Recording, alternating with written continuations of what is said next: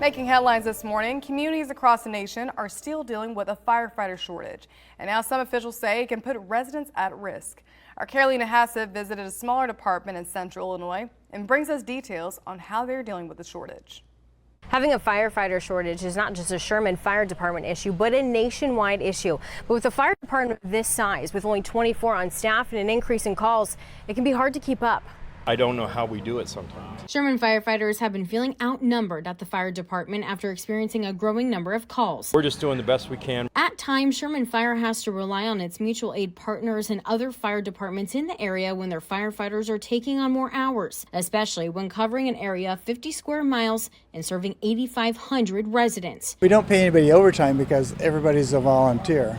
So they don't get more money for showing up for the next call. The Sherman Fire Department had around 600 calls last year and is anticipated to have around 700 calls this year with only 24 firefighters on hand. When it comes to why we are seeing a shortage, many officials are attributing it to burnout, an increase in cost of living, as well as how long it takes to train new firefighters. It takes 3 to 5 years to get one of our volunteers fully trained.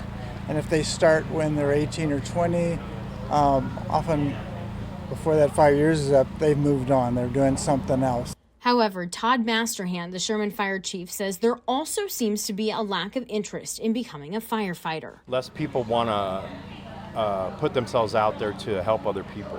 However, despite all of the challenges they face, the firefighters of the Sherman Fire Department find ways to get the job done. It's a credit to all these young people around here in the Sherman Fire shirts. They make it happen on a day-to-day basis, hour to hour.